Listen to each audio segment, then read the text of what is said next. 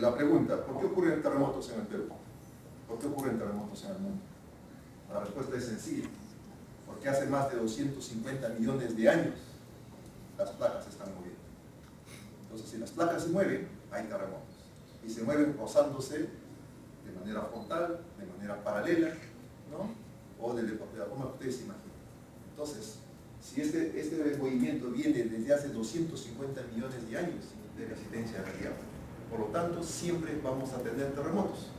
Nunca va a dejar de ocurrir terremotos, ¿no? Es una realidad con la cual tenemos que aprender a vivir. Este es el plan.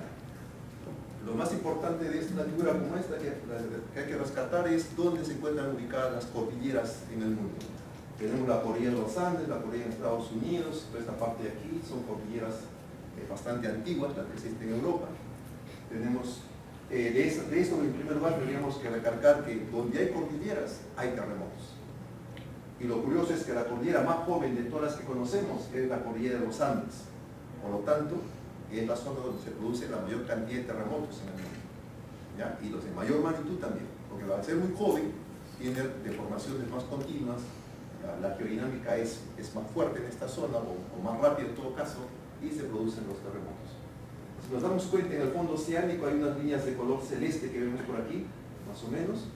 Si queremos unirlas con una línea, pues nos damos cuenta de que aparecen las famosas placas tectónicas. En promedio, como ya hemos visto que las placas se mueven, en promedio estas placas se mueven entre 4 o 5 centímetros por año en todo el mundo. Pero la placa de Nazca, la que nos concierne a nosotros, que empieza en el sur de Panamá y termina en el sur de Chile, esa placa se mueve entre 8 a 10 centímetros por año. O sea que tenemos la placa más veloz del mundo. Por lo tanto, deberíamos de tener la mayor frecuencia de terremotos y obviamente también los terremotos de mayor magnitud, ¿no? Bien. Ahora, ¿dónde ocurren los terremotos? Si miramos la figura con detenimiento, vamos a ver que van a aparecer puntos de colores, ¿no? Apretamos, aparecen puntos de colores. Regresamos para tener una idea más clara de esto. Podemos apretar y aparece el punto de colores. Amarillos, rojos y negros. Solamente por hacer una comparación, si me voy a Estados Unidos, solamente tengo puntos amarillos que están asociados a la falla de San Andrés. Y esta falla simplemente, en teoría, o lo que se ha visto ya, produce terremotos de 0 a 30 kilómetros, nada más. En el caso del Perú, tengo amarillos, rojos y negros. En el Perú tengo terremotos desde 0 hasta 700 kilómetros de profundidad, junto a Japón, junto a la parte de Nueva Zelanda, junto de todos los países que están en torno a lo que ya conocemos como el cinturón de fuego del Pacífico, ¿no? Entonces, cuando uno pregunta, dice, ¿dónde ocurren los terremotos en el mundo? Ahí están donde ocurren los terremotos en el mundo. O sea, más claro ya no puede ser en ese caso. Una prueba de ello es que los mundos los tenemos aquí, ¿no? Chile, dos de Chile, de Haití, los de Alaska, Sumatra, Japón, Nueva Zelanda, han ocurrido en el cinturón de fuego del Pacífico. Y de todos estos terremotos, el más grande es el que tenemos aquí, el del 60, de Chile, 9.5. Si hemos dicho que el continente se mueve por los terremotos, aquí ya se sabe que toda la costa de Valdivia, alrededor de 1000 kilómetros de longitud paralelo a la costa, en la parte central se ha movido 20 metros hacia el mar. O sea, la ciudad de Valdivia, podríamos decir de manera un poquito comparativa, se ha movido durante este terremoto 20 metros hacia el mar, ¿no? Y han habido levantamientos y hundimientos en la zona costera del orden de 3 a 4 metros aproximadamente. Y como se va a comentar mañana, después de los grandes terremotos vienen los tsunamis, y aquí hubo un tsunami con olas de 21 o 23 metros de altura aproximadamente, ¿no? Ahora, la pregunta es, bueno, si queremos comparar este terremoto con los terremotos últimos del Perú, el terremoto de Arequipa, la zona sur del Perú, se ha movido simplemente medio metro hacia el mar. El terremoto del Pisco ha permitido que toda la península de Paracas se mueva 1,5 metros hacia el mar. La diferencia está en que este terremoto es muy grande en realidad. Es un terremoto de magnitud 9.5, el más grande que se haya producido en la historia del mundo. Un simple comentario, este terremoto el terremoto de Chile, por ejemplo, de 2010, magnitud 8.8, ¿no? Que en realidad rompió 500 kilómetros paralelo a la costa, y que la ciudad de Concepción se movió 3 metros hacia el mar, solamente produjo 500 muertos aproximadamente, pero más asociados al tsunami, no al terremoto en sí. Y este terremoto de Haití, que es un terremoto que se produjo en la cordillera, donde no hay tsunamis, murieron más de 200.000 personas. Entonces, ¿por qué un terremoto pequeño mató más personas que un terremoto grande? Entonces ahí viene el hecho de que en Haití la causa principal por tanta mortandad fue la calidad de las construcciones que colapsaron y la gente murió dentro de las construcciones. Entonces, de esa comparación uno puede sacar como una lección: la gente no muere por el terremoto, la gente muere porque las construcciones colapsan y la gente está dentro de esas construcciones. Y luego viene que añadir otros puntos en el sentido de que ¿por qué es que las construcciones colapsan? ¿No? Ya son otros ítems que se pueden conversar posteriormente. ¿De acuerdo? Y acá tenemos un poco en zoom la placa de Nazca. Fíjense más o menos la dimensión de la placa, el continente sudamericano, y las dos placas están colisionando frontalmente. De esa colisión, ¿no?, en la costa peruana se ha formado la cordillera de los Andes. Entonces imagínense un busto, una cúster que chocan, la cúster se mete por debajo, el busto de la parte donde el chofer se arruga, forma la cordillera de los Andes. Atrás del busto no tiene absolutamente ningún tipo de daño, porque todo el daño está adelante. Entonces es igual aquí, chocan aquí, y en Brasil no hay cordillera, en Brasil no hay terremotos, ¿no? Así, terremotos grandes como el Perú, en el caso de Brasil no va a haber. Hay microsismos que tienen un origen muy diferente a lo que podamos mencionar para el caso del Perú. Ahora, si esta placa se está moviendo 8 centímetros por año, se va metiendo por debajo del continente. Si uno mide la distancia que hay de aquí a aquí y pone el factor tiempo, obviamente esta placa en algún momento tiene que desaparecer. Eso no hay que preocuparse porque obviamente no lo vamos a ver nosotros. ¿Y este es el mapa sísmico del Perú? La pregunta aquí es: ¿qué ciudad del país no tiene terremotos? ¿O qué ciudad del país a través de su historia no ha sufrido sismos? O daños por terremotos, podríamos decir así, ¿no? Entonces uno puede mencionar pues Iquitos, pues tal vez todos tendríamos que irnos a Iquitos, ¿no?, para no tener problemas con los terremotos. Pero el día que llegamos, se aparece una inundación, una epidemia y nos regresamos otra vez. Entonces al final no hay un lugar del país donde no haya un tipo de peligro en este caso. ¿Ese mapa que horizonte de temporal tiene? O sea, esos puntos están en qué tiempo. Ok, de año. Este mapa es del año 1960-2011. Ya, todos los sismos con magnitudes mayores a 4.5. Y como ya se mencionó también, en este caso lo más importante son los sismos que ocurren, los que están pintados de color rojo, porque ocurren muy cerca de la superficie y son los que nos han causado daño, a diferencia de los de color verde y los de color azul. Entonces, si yo quito los verdes y los azules, me doy cuenta exactamente dónde ocurren los terremotos en el Perú. La pregunta que suelen hacer los medios de comunicación es: ¿dónde ocurren los terremotos? Bueno, ¿por qué ocurren? Ya lo sabemos. ¿Dónde ocurren? Ocurren frente a la costa del Perú, desde Tacna hasta Tumbes. Entonces la pregunta es: ¿dónde va a ocurrir el siguiente terremoto? Es fácil. Frente a la costa del Perú, desde Tumbes hasta Tacna. ¿Cuándo? No lo sabemos, pero va a ocurrir. Y en el interior del continente, los terremotos, si se dan cuenta, se distribuyen al otro lado de la cordillera mayormente. Y eso es normal, porque en el otro lado la cordillera está creciendo, la cordillera está deformando y va produciendo lo que en geología se conoce como fallas geológicas, que son fisuras, rupturas de la roca, y ahí se producen los terremotos. Entonces son famosos los de Moyobamba, aquí en la zona de Cajamarca, la frontera de Cajamarca con Amazonas, toda la parte de Satipo, aquí la Cordillera Blanca, Huancayo por la playa de Huaycapayana, Ayacucho, Cusco, toda la parte de Chivay, Huambo, Tabanaconte, donde hubo hace poco los sismos, ¿no? Ahí está comprometida, ¿no? Y si se han dado cuenta, la mayor cantidad de puntos verdes están en el sur del Perú. ¿Por qué? Porque en el sur del Perú hay otro elemento adicional que genera esa sismicidad, y esa es la presencia de la cadena volcánica. Los terremotos profundos están en países vecinos, obviamente son pocos de estos terremotos los que nosotros los percibimos en superficie. Al final, este es el esquema.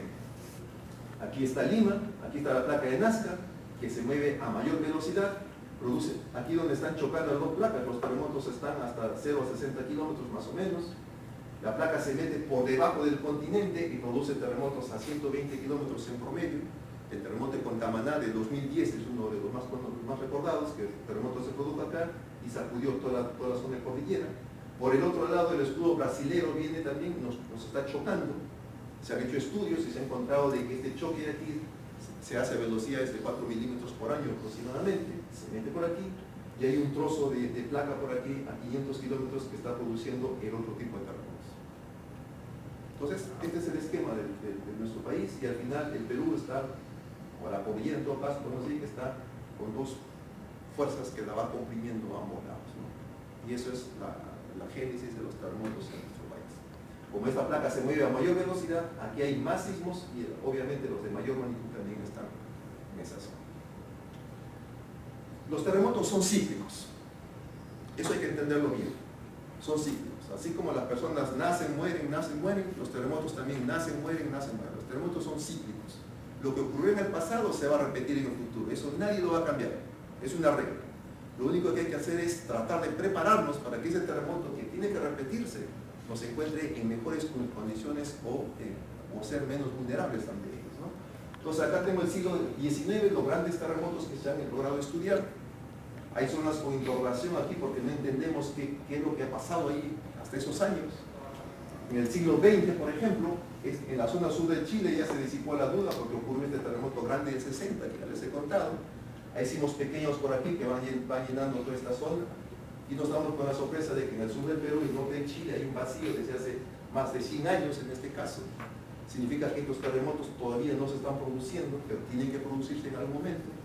Hay sismos pequeños en esta zona de aquí, este sismo grande todavía le falta, porque son pequeños en realidad. Terremoto del 42, del 40, del 66, del 70, fueron más pequeños que el de Pisco. Entonces debe repetirse el terremoto en un momento, aquí nos falta información. Entonces ustedes se dan cuenta, muevo estos dos terremotos, los muevo, encajan exactamente ahí y estarían llenando el vacío.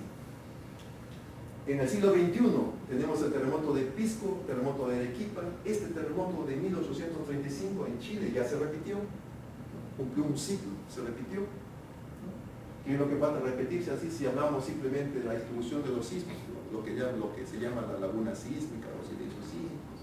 ¿Qué faltaría que se repita? Podría ser que se falte repetirse esos terremotos en algún momento, ¿no? Entonces hay que prepararse para eso. Si hubo un terremoto en el 74, va a haber otro terremoto. En el 66 va a haber otro. Si hubo uno tan grande como el de 1746, tiene que haber otro. Lo importante aquí es que el terremoto, cuanto más pequeño sea, requiere menos tiempo para formarse. Los terremotos de 4 ocurren al día, hay 2, 3 se registran en el instituto. Terremotos de 6, por lo menos cada 2 años, 5 años.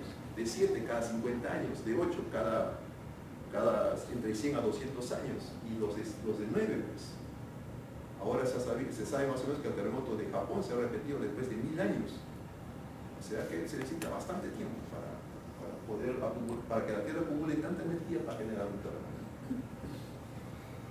Esto, en cierto modo, es la magnitud en la escala de Richter. Vamos a mencionarlo para que lo entendamos, luego les explicar otra cosa sobre la magnitud. Este es el número de sismos que se han producido en el mundo, en el Perú. Parece que hubo un terremoto de magnitud 9, que sería el de 1746, que todos nosotros comentamos alguna vez, diciéndoles este terremoto se puede repetir en algún momento, hay que prepararse, ¿no? Pero la idea aquí básica de este esquema es de que cuando yo miro aquí 5.0 en la escala de Richter, ¿qué nos representa eso? ¿Qué es eso en realidad? La única manera de poder cuantificarlo es compararlo con algo que sí conocemos, que es la energía que libera una bomba atómica como la de Hiroshima, por ejemplo. Entonces, un terremoto magnitud 5 libera la energía de una bomba atómica como Hiroshima.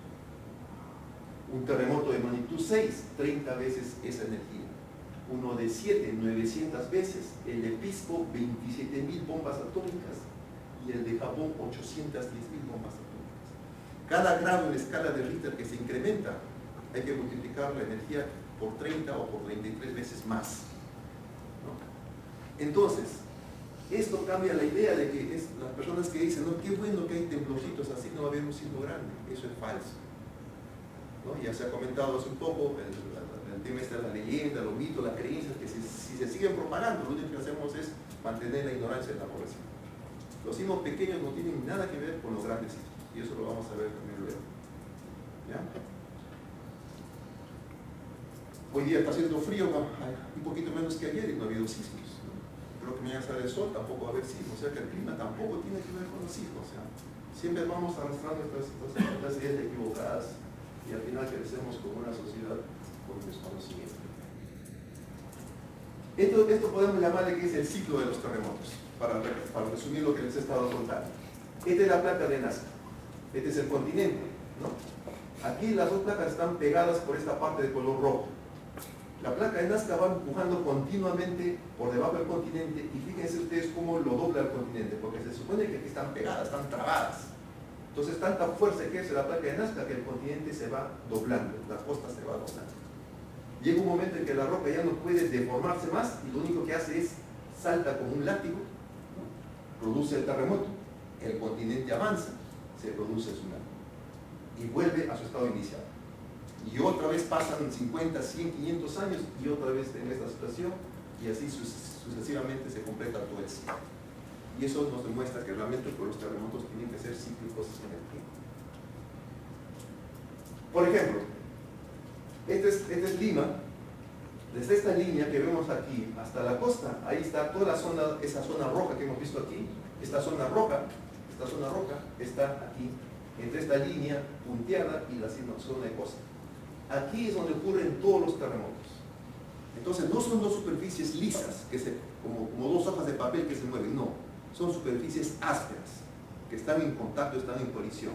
Y esa superficie áspera, uno puede identificar todas esas manchitas de color gris, que son, podríamos decirle, las protuberancias que hay ahí que evitan que las placas se muevan, ¿no?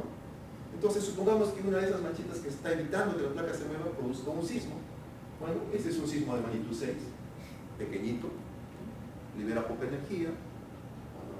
Si hablamos de la bomba atómica, ya nos damos cuenta que es bastante grande. Este sería un sismo de magnitud 7. Esto sería un sismo de magnitud 8.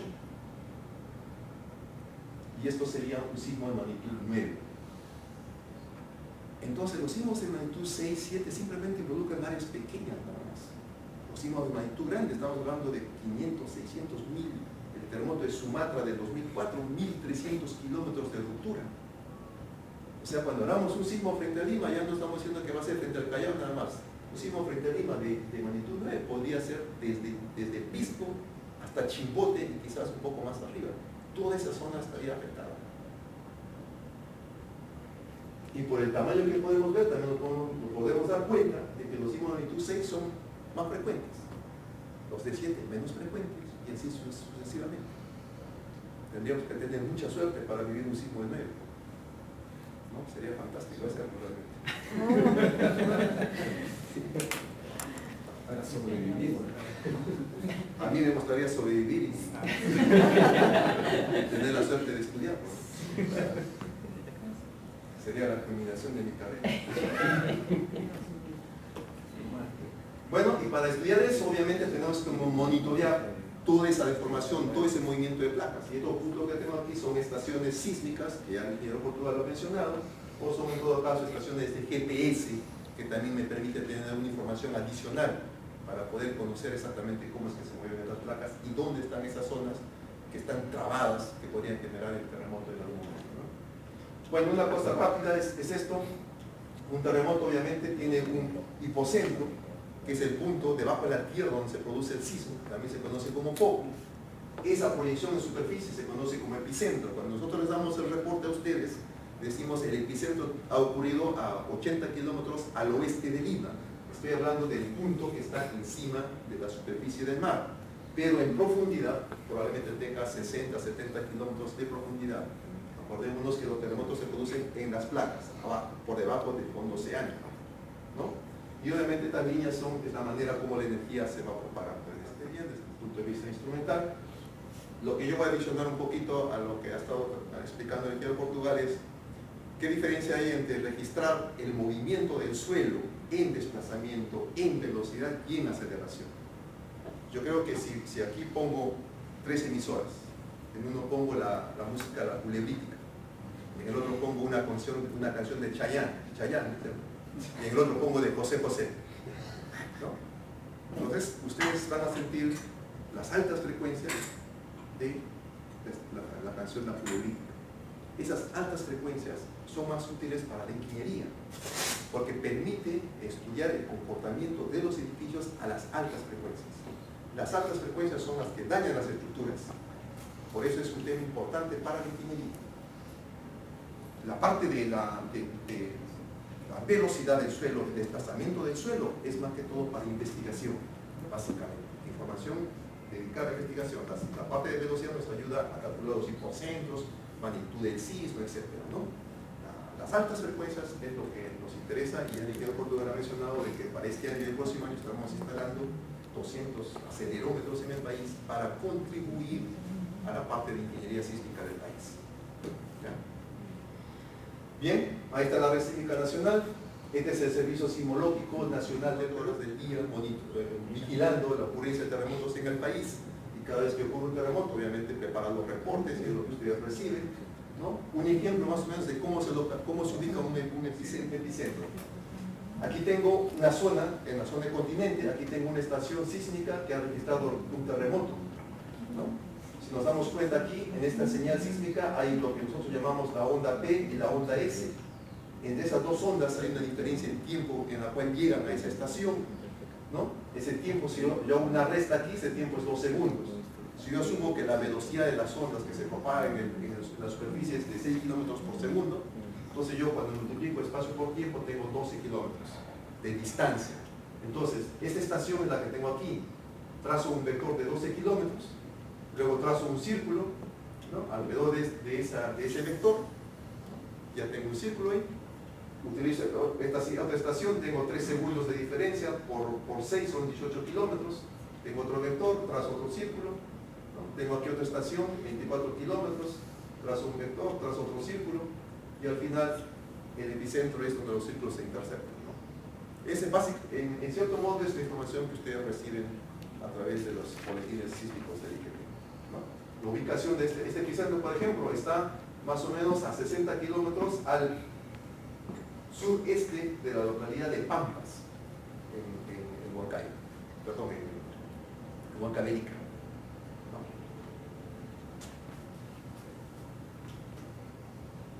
Este es un sismo de 4.0 que se ha ocurrido frente a la costa de Lima. Las estaciones que la han registrado, tengo aquí más o menos con las flechas aquí indicadas, y esta es la señal sísmica que yo obtengo de esas estaciones. Si ustedes se dan cuenta, aquí tengo lo que hemos visto en la altura anterior, un grupo de ondas, otro grupo de ondas. Cuando yo tengo los registros del terremoto de esta forma, fíjense de esta forma, yo puedo localizar el sismo rápidamente, en un mínimo de tiempo, y les doy la información en un mínimo de tiempo. Pero fíjense el tamaño del sismo. Pero cuando el sismo tiene magnitud como es la señal, entonces se me hace más complicado. Comparemos con este. Esto es básico para calcular. Estos dos tipos de onda aquí que tengo son básicos. Cuando el sismo es grande, tengo la segunda onda y no puedo calcular rápidamente el sismo. Entonces me toma más tiempo tratar de recuperar estaciones sísmicas que están más alejadas, donde ya puedo ver. Hay que entender que cuanto más lejos yo puedo obtener mayor información. Ya se comentó de que las estaciones muy cercanas se saturan de información, no tengo la información. Cuanto estoy más lejano, tengo mayor cantidad de información y mayor calidad. ¿Qué significa esto? Que cuanto más grande es el sismo, obviamente yo me voy a demorar más. ¿No? O sea, cuando ocurre un sismo de 8, ustedes van a estar, dame el dato, y vas a decir, espérate un ratito, por un ratito, no me desesperes, ya te voy a dar el dato, ¿no? Pero también ustedes tienen que entender de que realmente cuanto más grande es, la situación se complica más. ¿Ya? Un sismo en la costa de magnitud 5, no sé, o 5 y medio, que son relativamente frecuentes, y hay algunos en el año. Digamos, en toda la costa hay suficiente cantidad de estaciones, ¿no? Y con sistema satelital. ¿En cuántos minutos? Sí, eso lo voy a explicar después. Ya. Sí, ahora estoy poniendo ejemplos. De los problemas que hay. Bueno, otro esquema de la red satelital que ya lo presentó el ingeniero Portugal, pero bueno, es un poco para recordarles la red que se dispone en este momento y que se está implementando este año bastante densa. Alguna vez me preguntaron cuántas estaciones satelitales necesitas, yo dije 70, para un país que es 3 veces más grande que Japón, y Japón tiene 800 estaciones satelitales, entonces 70 y poco, pero bueno, en cierto modo ya nos permitiría tener información bastante aceptable, ¿no? Otra forma de ver el esquema que se ha presentado, ¿no? Para el ejemplo del doctor Macharé, ocurre un sismo en la costa, ¿no? frente a la costa de Lima, ¿no? Las ondas se propagan, son registradas por las estaciones sísmicas, van al satélite, del satélite llegan a la central de procesamiento, ¿no? Entonces llegan hace poco, pero bueno, están llegando las señales. En este caso, este sistema satelital tiene integrado un sistema automático, un sistema de localización automático. Ya no necesita mucho la intervención del operador, ¿no? Entonces el sistema detecta las ondas, identifica las fases que se necesitan, ¿no? Y se prepara el reporte de manera automática, ¿no? Entonces, pero obviamente ya hemos visto de que en un sismo hay una onda que se llama una onda P y una onda S. La onda S es importante para poder ubicar bien dónde es que ha ocurrido el sismo. Mientras no llegue esa onda S, yo no podría decir exactamente dónde fue el sismo. Pero como ustedes necesitan un reporte ya, porque ocurre el sismo, está temblando y ustedes ya me están llamando ya. ¿Dónde fue el epicentro? Entonces, ¿qué es lo que se hace? ¿Qué es lo que hace el sistema? El sistema solamente toma los primeros impulsos de la onda. Apenas la Tierra se mueve y el instrumento lo detecta, esos impulsos los toma y hace una localización rápida del evento. Aquí dice que en 1 minuto 40 segundos ya se está localizando, ya se tienen los primeros datos del terremoto. ¿Qué datos? La fecha, la hora, la latitud, la longitud y posiblemente la profundidad. Es lo primero que se tiene del sismo, como primer boletín, solamente utilizando esta información.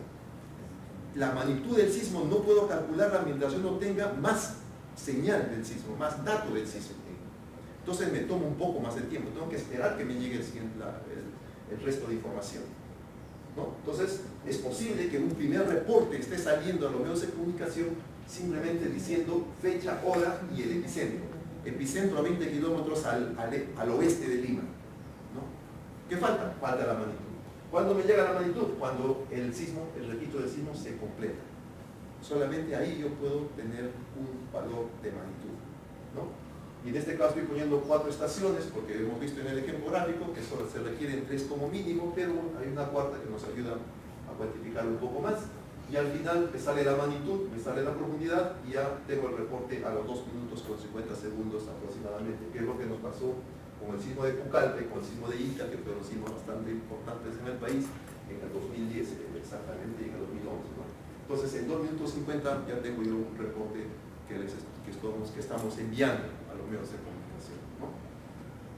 Bien, en resumen, obviamente sale un reporte sísmico y la persona que está ahí laborando en el Servicio Sismológico Nacional hace una evaluación rápida del parámetro que está saliendo, ¿no? Porque si por algún motivo el sistema como es automático, el epicentro, por ejemplo, en Ancón, y el sismo se sintió más fuerte en Lima, entonces ustedes van a llamar y decir, pero decías, ¿por qué dicen Ancón si en Lima se ha movido más?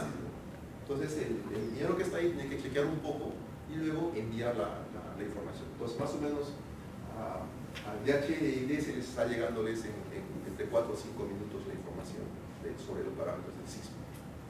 Pero ojo, eso está haciéndose con 3 o 4 estaciones. Cuando llegan más datos, se va refinando mejor la ubicación del epicentro. Entonces, ¿qué es lo que nos ha pasado? Que uno de los sismos de Lima dijimos el epicentro está a 20 kilómetros al oeste de Ancón.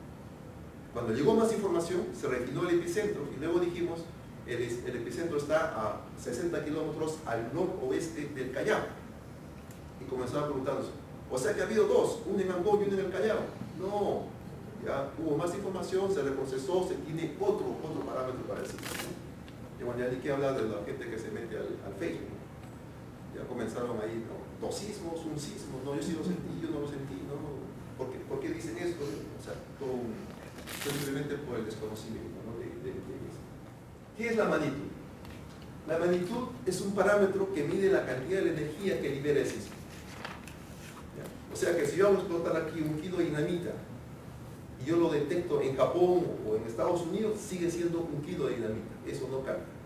O sea que la magnitud es un valor único que mide la cantidad de energía que libera el terremoto. Nosotros estamos acostumbrados a escuchar la magnitud en la escala de Richter. ¿Ya? La escala de Richter se llama magnitud local, porque solamente permite, o sea, para calcularse, se utiliza información local. O sea que si un sismo ocurre en el Perú, lo más probable es que yo esté dando la magnitud de ese sismo en escala de Richter, porque es local, simplemente para el Perú. Si ocurriera un sismo en el Ecuador y yo lo detecto, no puedo dar la magnitud de Richter porque ya no sería una magnitud local. ¿Ya? Ahora, hay otras escalas de magnitudes. Existe la escala de magnitud MD, que se llama magnitud de ondas de volumen, ¿no? Que utiliza otro tipo de onda. Existe la magnitud de ondas superficiales, que utiliza otro tipo de onda de todo el registro del terremoto. Y hoy en día, toda esta información que está aquí ha recaído en la magnitud momento. Es la nueva escala de magnitud momento. ¿Por qué? Porque la escala de Richter, como hemos dicho que es local, y cuando el sismo es muy grande, hemos visto que el sismograma, el registro se satura. Entonces cuando el sismo es grande, la magnitud de Richter ya no funciona. O sea, la magnitud de Richter solamente me va a permitir calcular el tamaño de un sismo hasta magnitud 6, nada más. Por encima de 6 necesito otra escala. Y esa escala es la escala de magnitud momento. Entonces, cuando algún medio de comunicación viene la magnitud del sismo, 6,5 magnitud momento. Ah, ya, y Richter, no, es más grande que el de Richter, 6,5 magnitud momento. Ya, pero el Richter, no es así, ¿verdad? El terremoto de Pisco, ¿por qué el terremoto de Pisco la agencia internacional le pone 8? ¿No? ¿Y por qué ustedes le ponen 6.9, 7.0? Es que es una corrección, digo, es una corrección a Richter, pero en magnitud momento es 8. O sea que ustedes se equivocaron. No. Esto es Richter, esto es magnitud momento. ¿No? O sea que los Estados Unidos dicen la verdad y ustedes no, que está fallando. No entiendan, ¿no? El Richter es magnitud momento. ¿No? Entonces hay un poco ahí de desconocimiento que genera este problema, ¿no? Entonces lo que nosotros estamos ahora atendiendo es a dar los reportes en magnitud momento, pero siempre está la idea de Richter, entonces de alguna forma tenemos que tratar de corregir estos errores. Y esta es la magnitud de Richter. Fíjense, el sismograma aquí abajo es muy diferente cuando el sismo es local, cuando el sismo está cerca de nosotros. Es muy diferente el registro del terremoto. Bueno,